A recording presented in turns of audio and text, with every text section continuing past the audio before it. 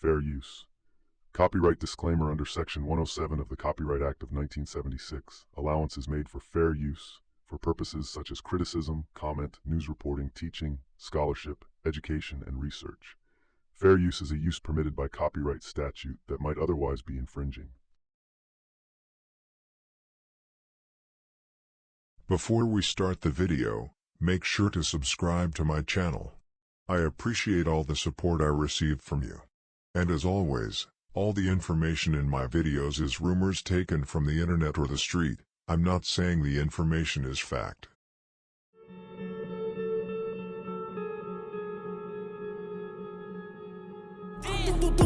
Pick your mans up. And just because people used to come through shooting at us every day. And this block, words can't even explain, man. Can't even explain. Yeah, man. Lil Scrap Valley, 05 way on money. Young Money, man. They in the building. 600 boy, LA, man. LA Capone, man. Get it to him, man. OC2 boys, man. Team Number 9, man. Number 9 shooter, you hear me? Hey, bitch, little bitch. Yeah. Fuck is wrong with you? Hey, I am Brick Squad. Brick Squad, boy. Fuck is you talking about, boy? You have to be willing to die or go to jail for 100 years if that's the lane that you're stepping in. You have to understand that whether you 15, 16, you got to think like a man. You know what I'm saying? So don't be in it. Oh, you're not? Why does everybody say you're only 16 years old? They say what they want to say. How old are you? 300. The story of King Liil Buu.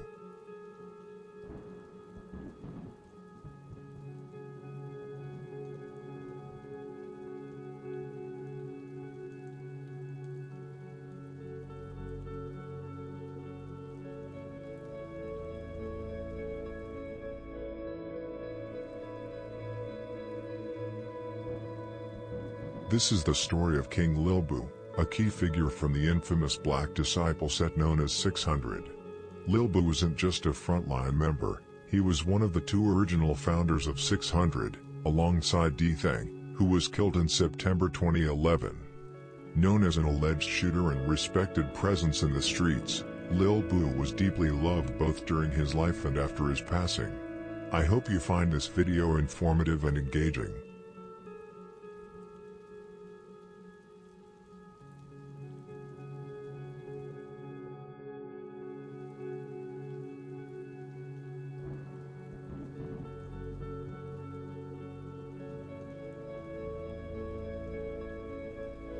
Liil Buu, whose real name was Jerome Anderson, was born on January 27, 1993, on the south side of Chicago. Liil Buu had a brother, Yaya from Kutagang, who he was very close with. Tragically, Jaja was shot and killed in March 2021, 6 years after Liil Buu was killed. Liil Buu's father, Big Buu, was barely present in Liil Buu's life, and sadly enough, just like Jaja, Big Buu was also killed in 2021, only 1 month before Jaja. Liil Buu attended an alternative school in Chicago. For those who don't know, alternative schools take a non-traditional approach to education. They're designed for students who might not thrive in a regular school environment, whether due to personal challenges, different learning styles, or a need for more flexibility and support. These schools usually have smaller class sizes, individualized learning plans, and a more hands-on or nurturing atmosphere. For many young people growing up in difficult environments, alternative schools can offer a much-needed second chance or a space to stay focused while facing real-life struggles outside the classroom. Liil Buu was a troublemaker as a child and often got into mischief. This could be throwing rocks at cars, stealing bikes, beating up people, stealing candy and soda and things like that.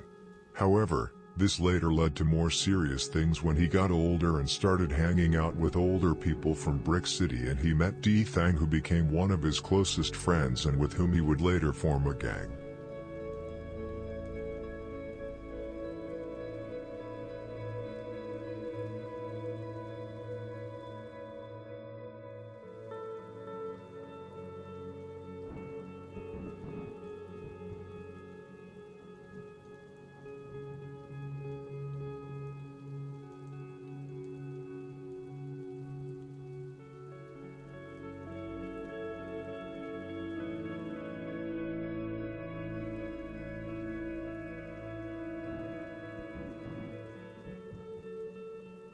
Liil Buu got involved in the streets at a young age and was already playing with guns as early as 2006 to 2007. At that time, the conflicts he was involved in hadn't escalated into full-blown wars yet, but Liil Buu was still active, robbing people, getting into fights, and making a name for himself. It wasn't until a year or two later that things got more serious, and he started getting involved in actual shootouts. Surprisingly, Liil Buu never got into serious trouble with the law. Despite everything he was involved in on the streets, he was never arrested for anything major like attempted murder or first-degree murder. Most of his charges were for things like trespassing and gun possession. Given how active he was and how deep he was in the streets, it's honestly crazy how he managed to avoid serious charges.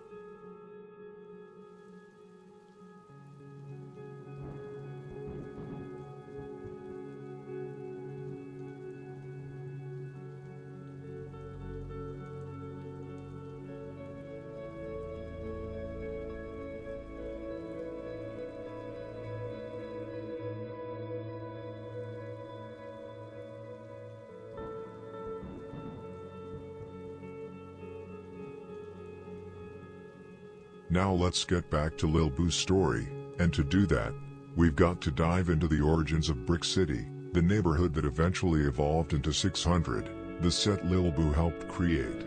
600 officially came together around 2009, founded by D Thang and Liil Buu. The set holds down a stretch from 59th to 60th Street, between King Drive and Prairie. But before 600 even had a name, the area was known as Brick City, named after a long brick alley that ran behind the block at 59th and Calumet. Back then, we're talking 2005 to 2008, Brick City was a mix of both GDs, gangster disciples, and BDs, black disciples. It wasn't as divided as it would later become. You had people like 600 Breezy, Young Famous, Liil Buu, and Stello all repping GD at the time. On the BD side, there were guys like Ide and Cide from the Randolph Towers. D Thang's older brothers, Trigger and Chief Domo, were BDs too. Other BD names from Brick City included Huncho Hudo, AK, and Lo. So in those early days, it was a blended crew, BDs and GDs moving together. But as time went on, that unity started to crack, and the split between the two would become much more defined.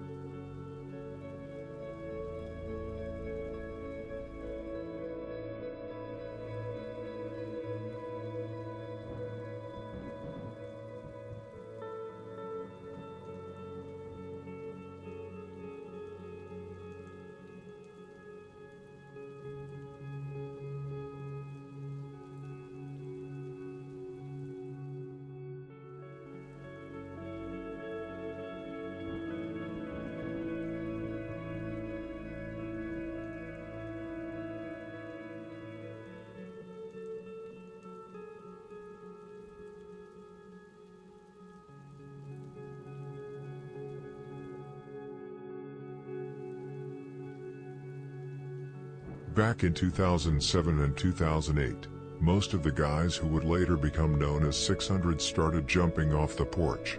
At that time, everybody was hanging out around what we now know as Front Street, but back then, the area was called Dipset. The main blocks they posted up on were 61st and Wabash, Michigan, and Indiana, all of which today fall under Front Street territory. That's why so many early 600 members had deep ties to Front Street. People like Inky D, Manny, and Boss Moo all came from that area. But even though they were around Dipset, most of them didn't actually claim it. Instead, a lot of the younger guys, like Rondo Number 9 and Lil Steve, were repping Bang City, also known as BCMG, before 600 even existed. They couldn't claim Brick City yet because they were still too young, and Brick City had its own rules. As mentioned earlier, 600 was officially formed in 2009 by D Thang and Liil Buu. The reason? D Thang's older brothers, Chief Domo and Trigger, wouldn't let him claim Brick City due to his age. So he and Liil Buu decided to create their own set, and that's how 600 was born, with them running point as the captains. Once things started heating up between 600 and GD sets like Mob and Jaro City, a big shift happened. A lot of the GDs from Brick City who were still hanging around 600 ended up flipping to Black Disciple, whether they wanted to or not. It got to the point where D-Thang and Liil Buu had basically put in place a no GD policy. You were either BD or you were out.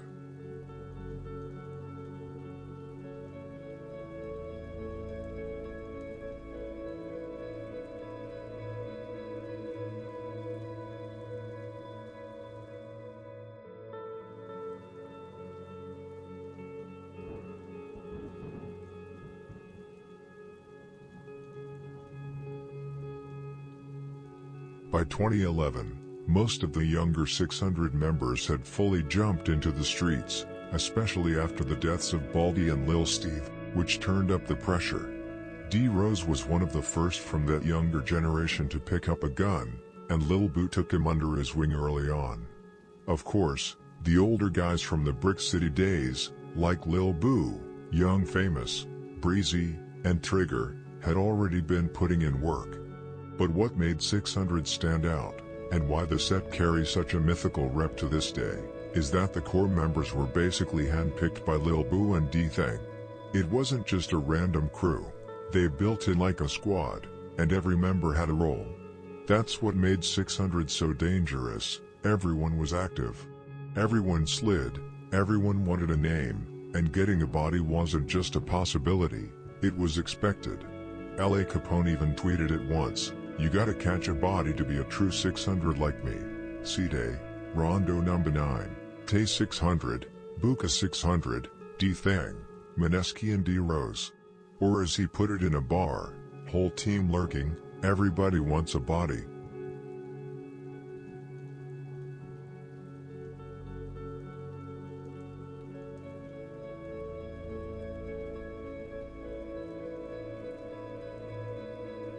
The first conflicts Liil Buu found himself in weren't the kind of full-blown gang wars we see today. Back in 2005 to 2008, most of the issues were minor or personal beefs, not yet the organized set-on-set warfare that would come later. At that time, Liil Buu had only lost one close friend from Brick City, and that was a different Lil Steve, not the one who was Memo 600's brother. This Lil Steve was killed in late May 2011, allegedly by members of Mob, a hit that was tied directly to the rising tensions between 600 and Mob. As 600's beef with Mob and Jaro City started heating up, Brick City naturally got pulled into the mix, especially given their tight connection. To be clear, Brick City already had problems with Jaro City on their own. Going back to around 2008 to 2010, they had linked up with sets like 065 Young Money, who later became Temp, and Squirt Town to go with Jaro together. But that alliance came with a cost. Squirt Town used to post up regularly in Brick City territory, and that made them a target when Jaro started spinning through to shoot up Brick. As a result, several Squirt Town members got hit just for being there. When Squirt Town finally retaliated by shooting one of Jaro City's top members, things went left. From that point on, Jaro made it a mission. They came through almost daily, and the pressure didn't let up. Eventually, Domo from Jaro would kill slow folks from Squirt Town. Then in late September 2011, things hit a brutal peak. 2-2 from Jaro City and Liil Buu from EBT caught Jizzle from Squirt Town, shot him, stood over him, and finished him off.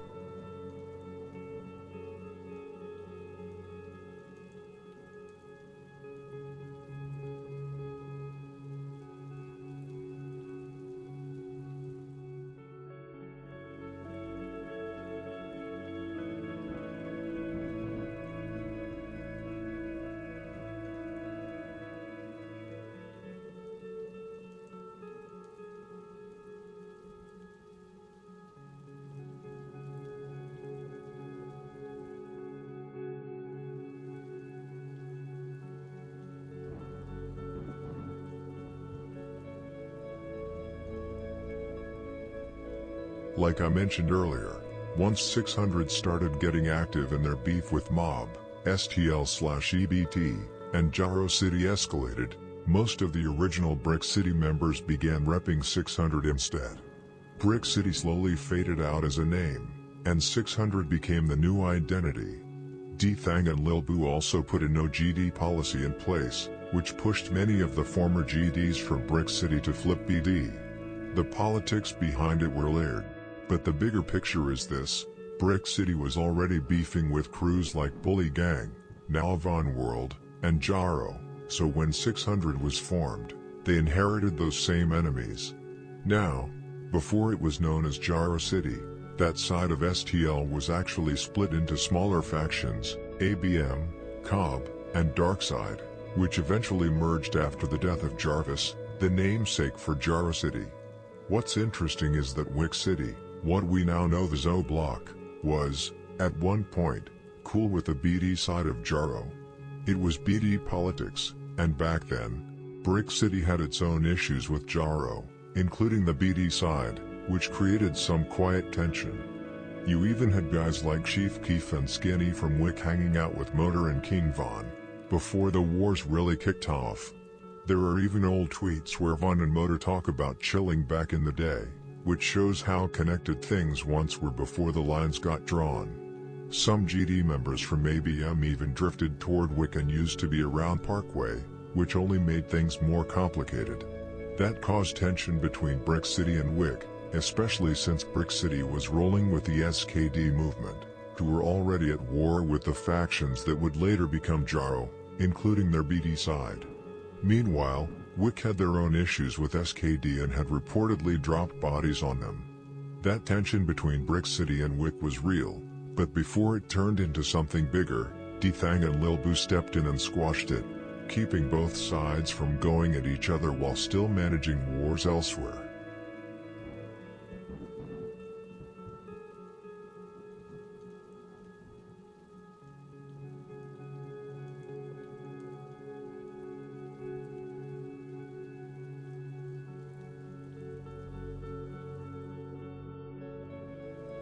Now we leave the story of Brick City behind and shift our focus to its successor, 600. By 2009 to 2010, Liil Buu was getting deeper into 600's wars, especially with Jaro City, Mob, and STL/EBT. Let's start with STL/EBT. To be clear, STL/EBT were never Liil Buu's main ops, not in the way Jaro City or Mob were. There's been tension, and a few lives lost, but the body count between the two sets has always been relatively low, maybe 1 or 2 confirmed, depending on who you ask. One of those was D. Rose, allegedly responsible for a hit in December 2011. That said, 600 has long moved in alliance with O Block, and that's where things get blurry. 600 members were reportedly present during some of O Block's most infamous hits, like the killings of Modell, Brick, and Kobe. Some say Cap F12 was there for Brick and Kobe. Others claim Boss Trell was present when Domo from Jaro City killed D-Thang. There are even rumors that STL/EBT played a role in the killing of Baldy, though that's never been confirmed. If you go by what's been whispered and speculated, maybe 3 bodies were dropped between 600 and STL/EBT, but again, much of that is unverified. Back in the day, Brick City and STL/EBT didn't really have a direct war. There was tension, sure, they didn't like each other, but their focus was elsewhere.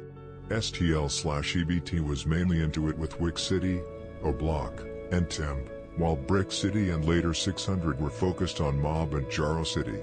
Like many rivalries, the beef between 600 and STL/EBT started small, mostly fistfights. Things began to shift when 600 started hanging out more with Wick City and Parkway Gardens, and vice versa. That tighter alliance put them in STL/EBT's crosshairs by association. There were scuffles, Ide reportedly fought C-Ball, and Duck allegedly got into it with Manny from 600. But things got much more serious after Baldy was killed. Some believe STL played a role in that hit. Specifically Scrapp from Mob and Main from STL are names that come up. But at the end of the day, whether or not STL was involved, it was the mocking that came afterward that lit the fire. Baldy was 600's first major loss, and his death was met with a wave of disrespect online. Facebook and Twitter blew up with memes and posts mocking him, shared by members of Jaro, Mob, and STL/EBT. That public disrespect hit hard, and helped turn what was once just tension into real hate. Around that time, FBG Duck and Billionaire Black started dissing 600 in their music. Ide fired back with shots at STL in his own tracks. And from that point forward, it was on site between 600 and STL/EBT.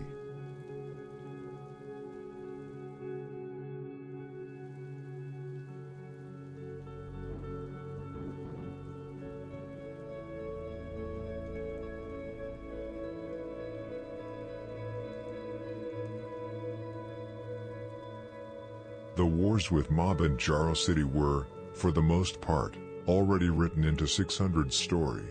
Like I mentioned earlier, Brick City was already into it with the cliques that would eventually form Jaro City and Mob, so when 600 officially came together, they didn't just start a new war, they inherited one that had already been simmering.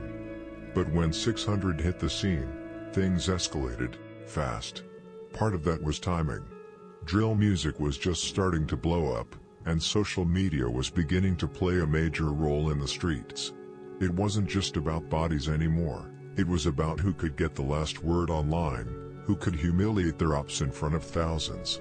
That shift in the culture, from fists to firearms, from streets to Twitter, turned existing beefs into full-on wars.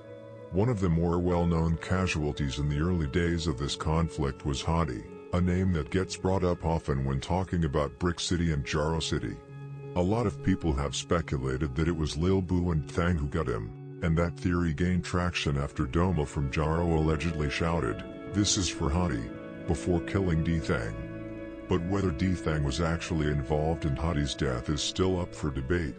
Truth is, D-Thang wasn't even officially part of Brick City at the time, and his own brother, Trigger, went on record saying he didn't do it.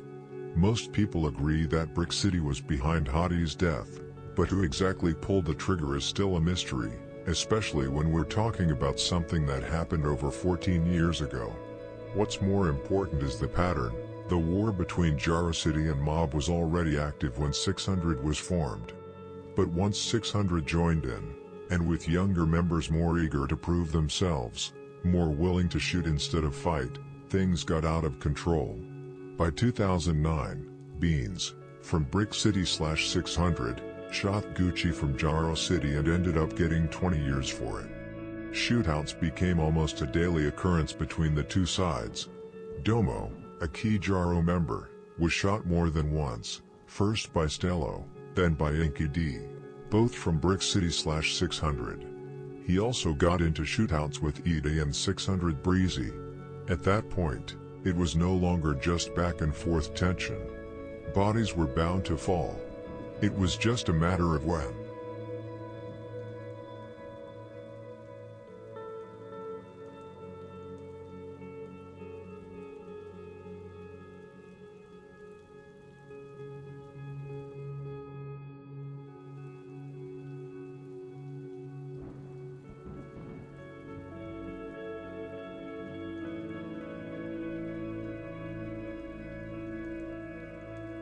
2011 was the year everything changed.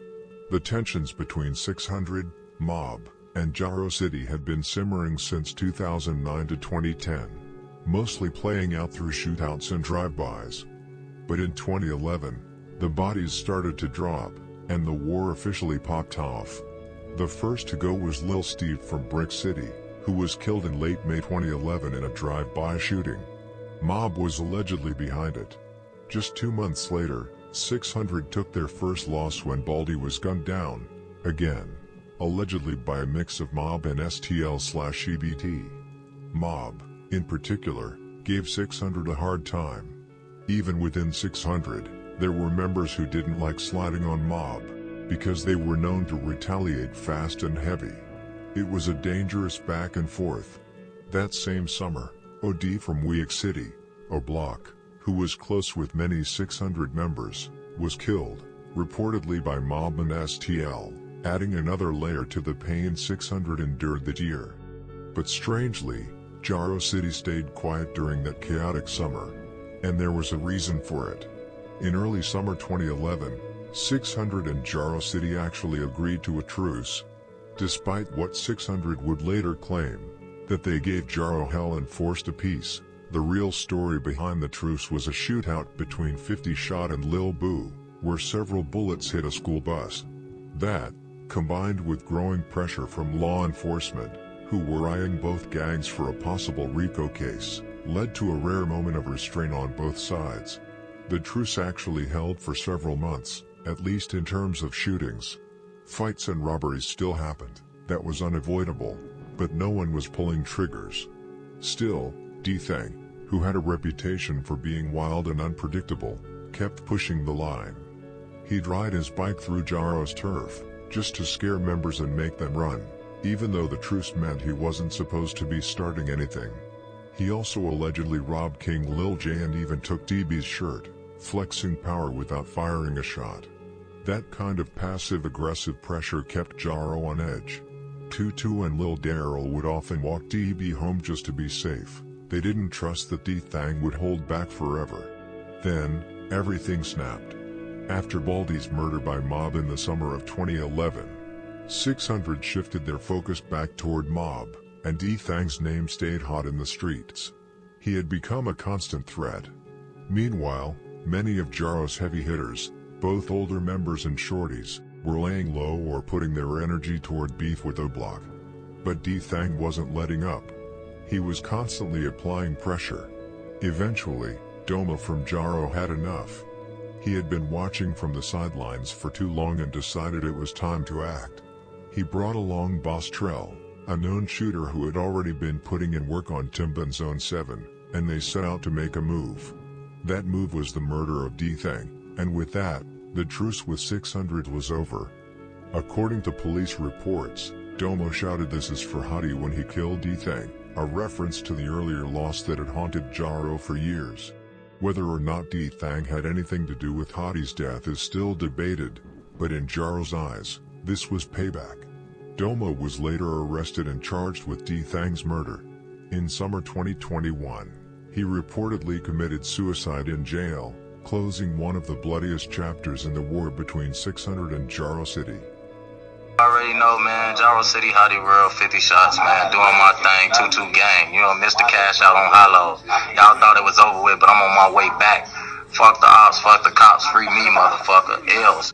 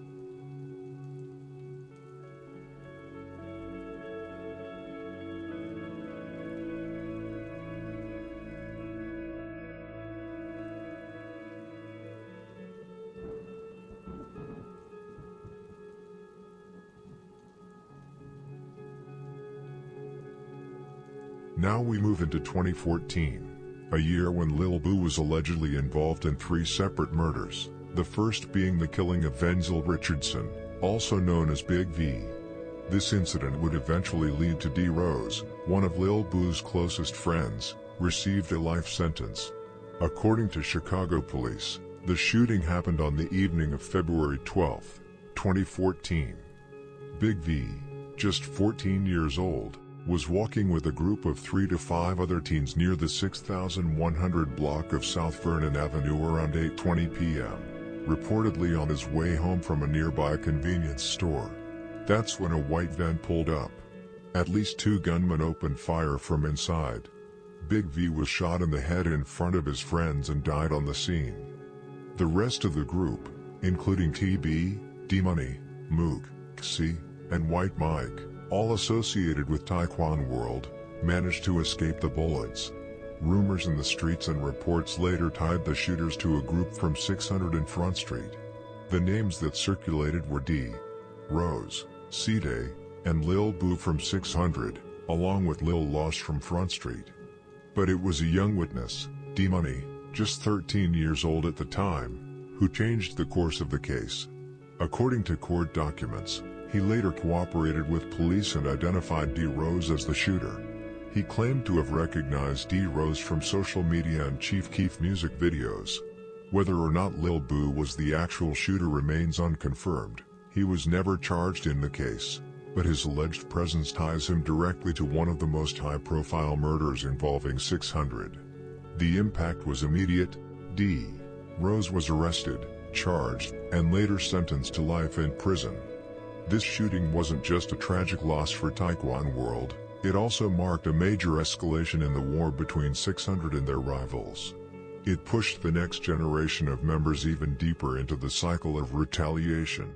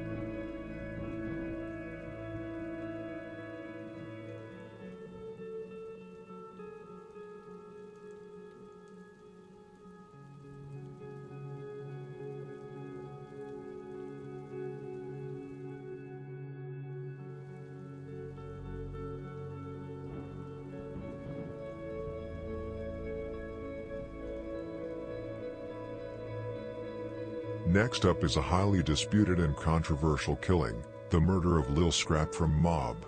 This case has sparked a lot of discussion in the streets and online because, to this day, no one knows for sure who was actually behind it. There are multiple theories floating around, some pointing fingers at 600, others looking elsewhere. And that's partly because Lil Scrap wasn't just any member, he was considered one of Mob's top young hitters at the time of his death. He was allegedly involved in multiple murders, including the high-profile killing of Lil Steve, Memo 600's brother, a case we covered earlier in this series. Lil Scrap was even arrested and charged for Lil Steve's murder, but due to a lack of evidence, the charges didn't stick and he was released.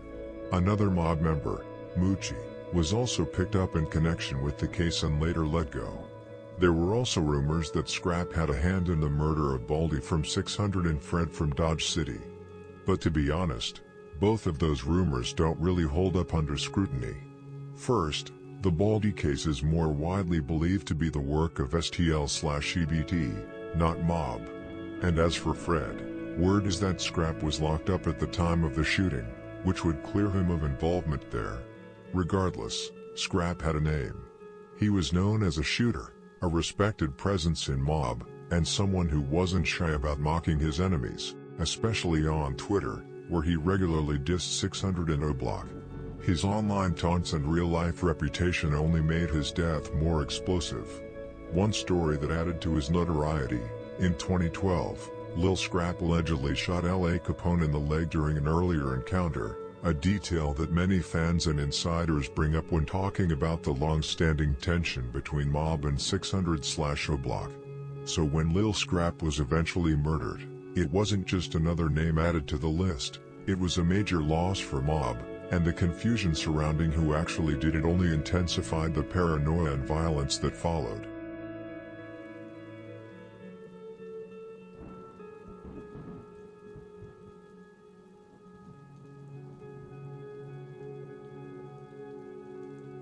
On the night of June 7th, Scrapp was posted in an alley on the 5600 block of South Wabash Avenue, deep in mob territory. He wasn't alone. Standing beside him was Moochie, the same mob member he was allegedly with back in 2011 when Lil Steve from 600 was killed, a murder Scrapp was once arrested for, though the charges didn't stick. That night, while the two were in the alley, a black car pulled up. Without warning, two men jumped out, ran straight into the alley, and opened fire. No words, no hesitation. Dozens of shots rang out, echoing off the brick walls. Lil Scrap and Moochie were both hit multiple times. When paramedics arrived, Lil Scrap was pronounced dead at the scene, gunned down in his own hood. Moochie, though critically injured, survived, and to this day, he's still alive, a rare outcome in a city where survival isn't promised. Police canvassed the area and interviewed shaken witnesses, several of whom reported seeing a black vehicle speeding away from the scene just after the shots were fired. But as with so many murders in this war, no one was ever officially charged.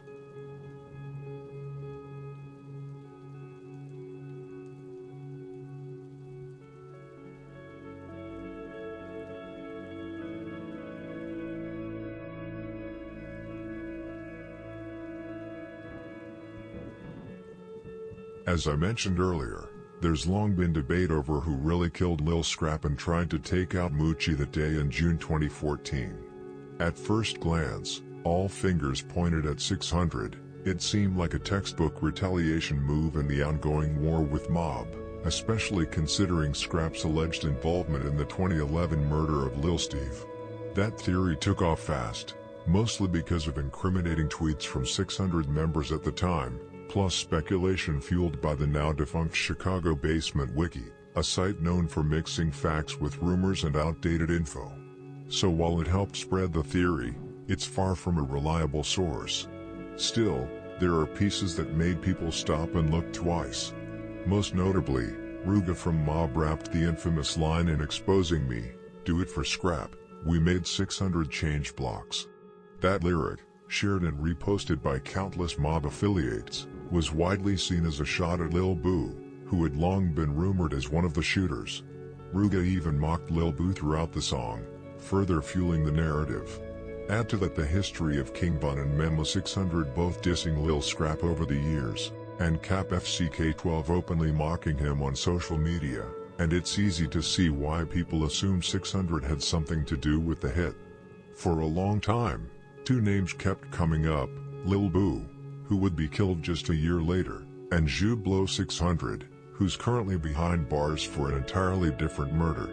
But here's the thing, once you take a step back and really look at the details, not just the online noise, it starts to look like this theory doesn't hold up.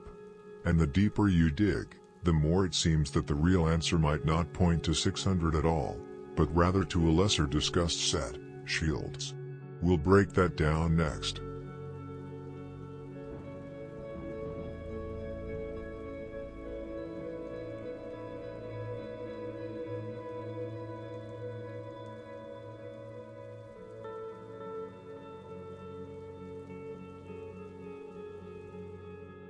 What's strange about the theory involving Shields is that no specific names have ever come out. Nobody from that set has been publicly tied to the murder of Lil Scrap. That might be because Shields members weren't as well known, so people don't pin bodies on them like they do with 600's more famous faces. Still, I'm not here to say which theory is 100% correct. Even though I personally believe Shields was behind it, I acknowledge there's still a real possibility that it could have been 600. For example, Lil D from 600 once tweeted, "F Lil Scrap, Lil D Maker," strongly implying involvement. There are examples for both sides, 600 and Mob, where members have claimed the hit on Scrap. That's part of what makes this case so murky. Yes, 600 has gotten the most credit, But that's likely because many of them were high-profile rappers with large platforms. The spotlight makes their actions more visible, whether true or not. What's clear is that someone is lying, maybe even multiple sides. And you also have to remember, families can lie too, either to protect someone, to push a narrative, or out of pure emotion. Take Scrapp's family. His father allegedly says Shields did it, while his brother Lay insists it was 600. To make things even more confusing, Lonnie B., who I've mentioned earlier, apparently retracted his previous statements about the killing, possibly because he realized he was incriminating himself or others too much. So in the end, we're left with speculation, and honestly, speculation only gets us so far. The truth might never come out, and that's just the reality with many of these street cases. Too many moving pieces. Too much silence.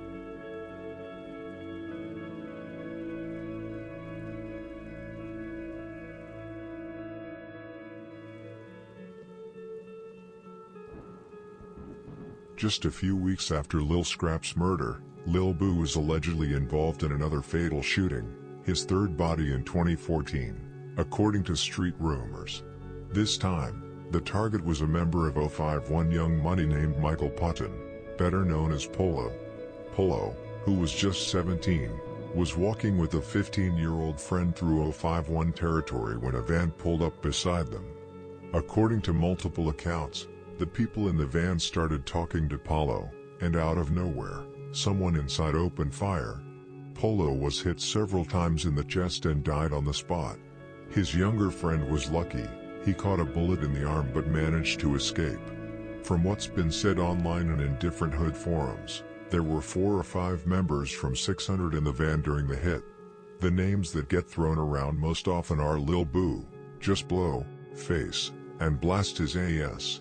Out of that list, Liil Buu is the one most people point to as the actual shooter, and that claim has been backed up by friends and family of Polo, who've spoken out in online discussions and comment threads.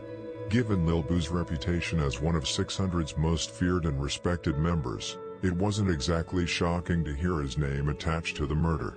He'd already built a reputation for being hands-on in the field, not just a name in the drill scene, but someone who really lived that life.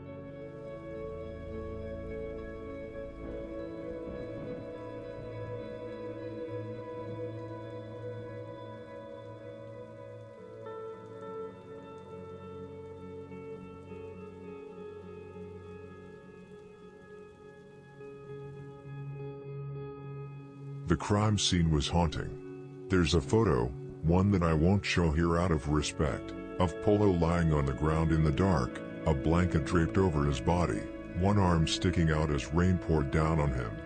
It captures the cold reality of what so many young men in Chicago face. A powerful piece was written about that very moment by journalist Michael Lansu, who actually lived on the same street and was the first person on the scene after the shooting. His words bring a human perspective to a tragedy that, for too many, has become routine. I'll be sharing that piece in this video. It's a bit long and will be presented across 3 slides, but I think it's absolutely worth reading. It offers a different, and deeply real, view of the violence and trauma that unfold daily in the streets of Chicago.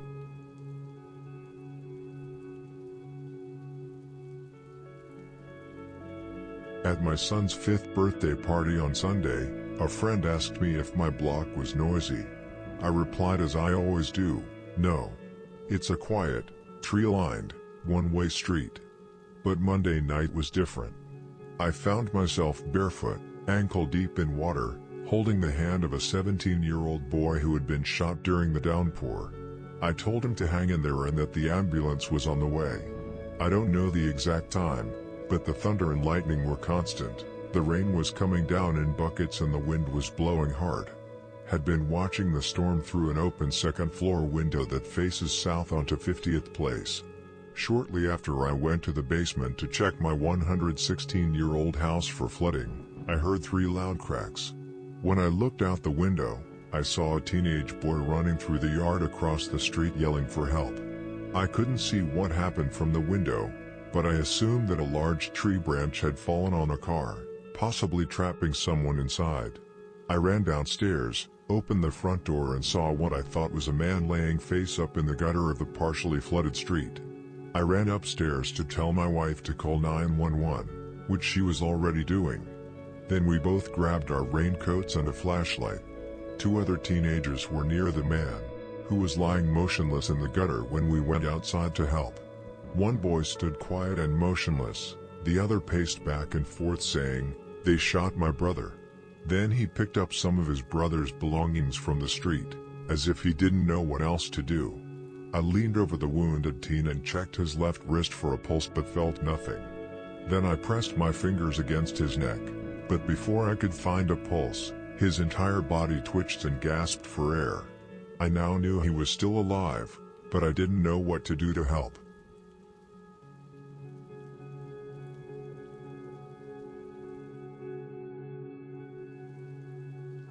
It was dark, there was water everywhere and a nearby street lamp and my flashlight were the only lights around. My wife came out with a towel to stop any bleeding, but the rain and the dark pool of water made it impossible to find the wound. I unzipped his fleece jacket, which revealed bare skin and a bullet wound in his right chest. There was no blood coming out, just white tissue that made the wound look like a belly button. A few neighbors came outside, and that's when I noticed a gun on the curb just feet from the boy. I told a neighbor to stand over the gun and make sure nobody picked it up. I wasn't sure who did the shooting, but I knew that emotions were high, and I didn't want to provide an opportunity for a second attack while I was around. I mostly stayed close to the wounded teen as he lay on his back, arms spread, knees bent like Jesus on an invisible cross. He wasn't gasping for air much anymore, and my wife, who has a medical background, went into the house to search for a respiratory mask.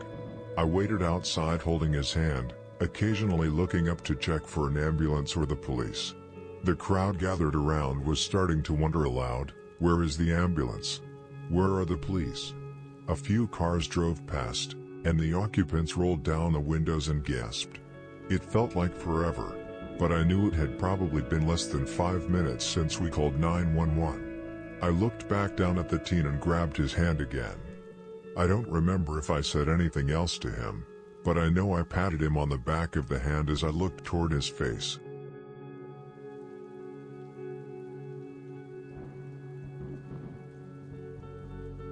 His big brown eyes remained wide open as if he was afraid to close them as he looked up into the tree branches.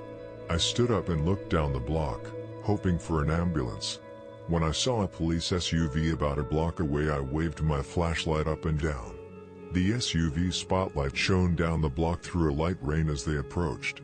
I looked back at the teen and hoped he'd pull through, although I knew just by looking at him that he was no longer alive. He was motionless with his big eyes staring up into the rain. As a professional photographer and photojournalist, I am used to being ready to document news at the drop of a hat. I've been to a few crime scenes over the years, and even put myself at risk to photograph a fire in the apartment next door.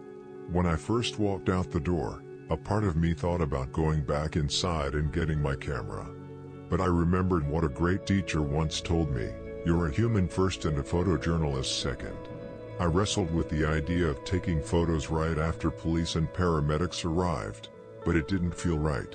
It wasn't until the police tape was set and a blanket placed over the teen that the scene began to look like the crime scenes I was used to. Except this time I had a vantage point from my front door. I could say I took a few photos because that is what I do, but really I took them because I needed to be able to put a lens between me and the reality at all of our front doors.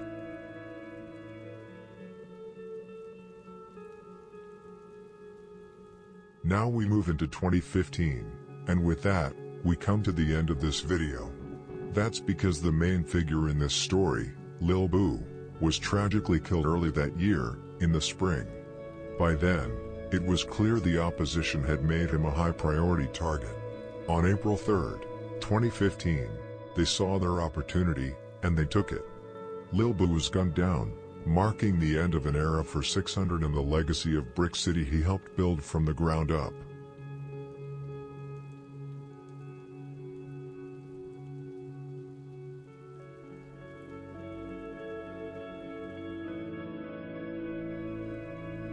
On that day, King Liil Buu was standing on the 5800 block of South King Drive when a gold-colored vehicle pulled up. One person inside started shooting at him. Liil Buu tried to take cover behind a nearby car, but the shooter didn't stop there. He got out, approached Liil Buu, who was now trying to hide under the parked vehicle, and fired multiple shots at close range. Liil Buu was left lying on the ground, his head resting near a tire, which led the opposition to mock him after his death by calling him Tirehead. Liil Buu, whose real name was Jerome Anderson, was rushed to Northwestern Memorial Hospital but was pronounced dead just 30 minutes after the shooting. He was only 22 years old. According to a police source, Jerome Anderson was a known gang member and was on parole at the time of the attack.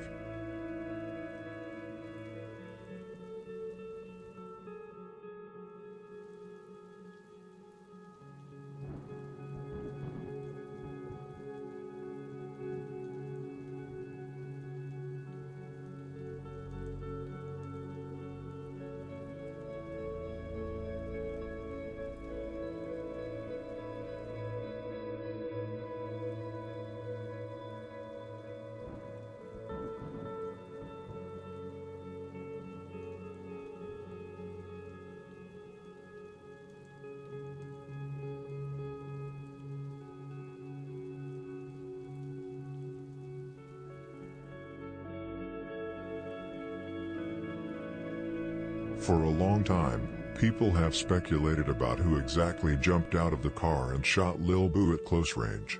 According to recent police reports, it was a lone shooter who stepped out of the vehicle. However, many believe there were multiple people involved in the hit, possibly from different sets.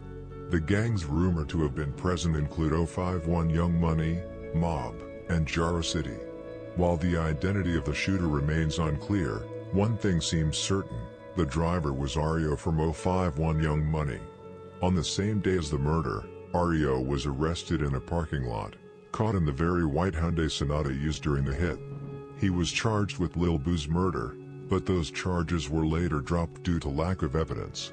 About a month later, Ario was arrested again, this time for the murder of Rahim from THF 46, who was the stepson of THF Beizu.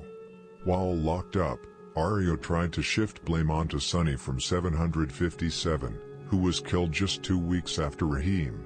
Ario has a reputation as a snitch. He also told police that Beizu was responsible for the 2013 killing of his sister, Big A.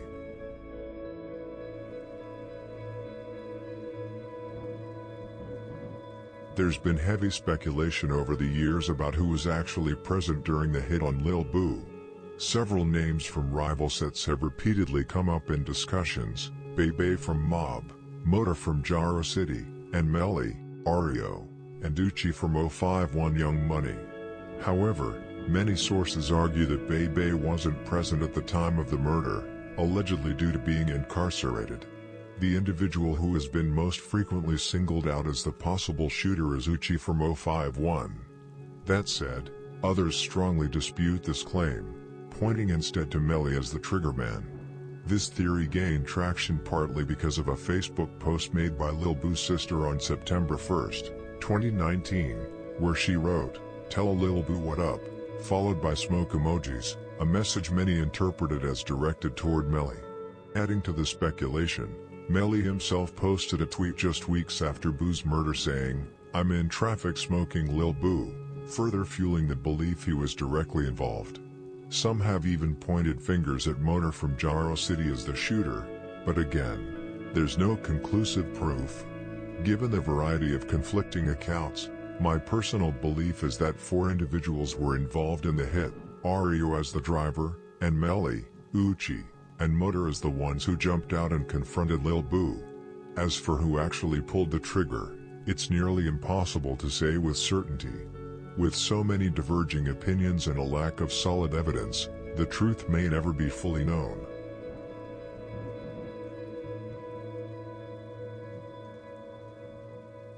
What makes the situation surrounding Liil Buu's murder even more confusing is the conflicting statements from 600 members themselves. Some have claimed that all of his killers are already dead, while others suggest there's still one left. In the 2019 song Let 'Em Know by Buka 600 featuring Lil Zayosama, Buka raps, "Caught Liil Buu killer out in traffic, let him have it." That bar implied revenge had already been served. But not long after the track dropped, Tristo from 051 mocked the line in a story, writing, "He's good," followed by laughing emojis, casting doubt on Buka's claim.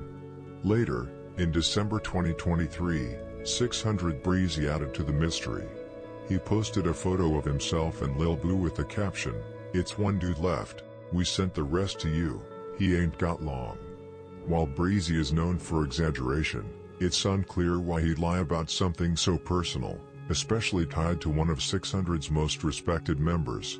However, there's a major flaw in that narrative.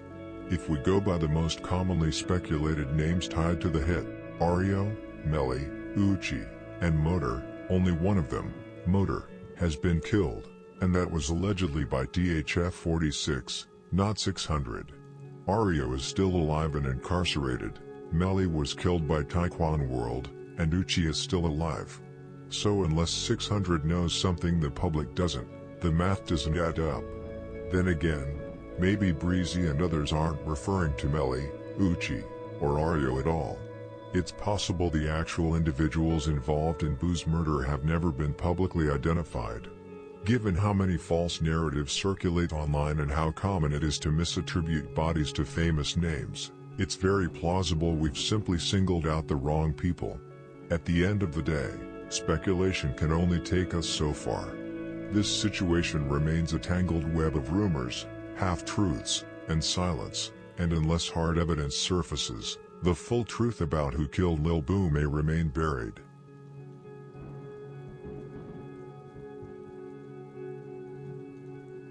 As many of you already know, Liil Buu was not just another name in the history of Chicago's street culture, he was an incredibly important and prominent figure within 600. Alongside D-Thang, he's widely credited as one of the founding members of the set back in 2009. The real reason 600 was even formed traces back to the fact that D-Thang's older brothers, Chief Domo and Trigger, wouldn't allow him to claim Brick City due to his young age. Instead, D-Thang and Liil Buu decided to carve out their own lane, and that lane became what we now know as 600, with both of them positioned as the captains of the crew. But Liil Buu's legacy doesn't end at just helping to form one of the most well-known sets in Chicago. He was feared, respected, and widely believed to have been a shooter with multiple bodies under his belt. As with most people in these circles, though, the facts are often tangled in speculation and street rumors. One of the most talked about cases tied to Liil Buu is the murder of Polo from 051 Young Money, as discussed earlier. That rumor has been supported by both alleged insiders and Polo's own cousin.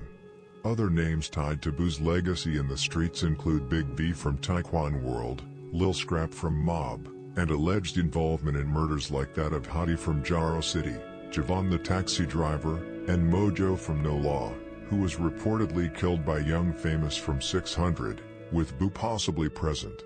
It's important to say, I'm not claiming these rumors are true. I'm simply laying out the names that have surfaced over time.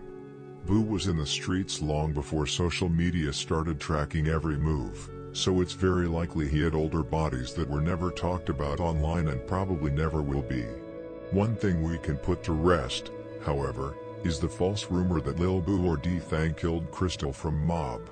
According to the official police report, she was killed by a member of the Black P Stones, not 600.